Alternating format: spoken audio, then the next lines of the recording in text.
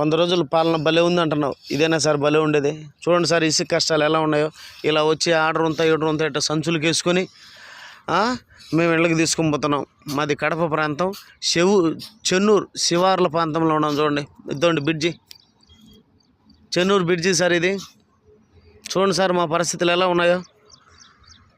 ఇసుక లేక అల్లాడుతున్నాం sir. Car వేసుకొని వచ్చినాం సార్, కారు వేసుకొచ్చినాం. చూడండి సార్, అదోసారి కారు ఆడబెట్టుకొని ఆ నీళ్ళల్లో నడుచుకుంటా ఇసుక కోసం వచ్చినాం. మా ప్రభుత్వం వచ్చిన తర్వాత ఇసుకే అన్నీ మీకు నచ్చినటువన్నీ చేస్తామన్నారు. 100 రోజులు అయిపోయింది, ఏ ఒక్కటి కూడా జరగనులే. సచివాలయంలో కంప్లైంట్ ఇస్తే అయ్యా ఇసుక కావాలంటే వాళ్ళు ఇంతవరకు ఇసుక తీసుకురాల. ఏం సార్ మా పరిస్థితి చెప్పండి. ఆన్లైన్లో బుక్ కావడంలే. నువ్వేమో బుక్ అంటివి. ఏడ బుక్? ఆన్లైన్లో బుక్ పోయి 5 రోజులు అయింది ఆన్లైన్లో బుక్ చేసి, ఇంతవరకు మాకు ఇసుక లేదు, దానికి సమాచారం లేదు.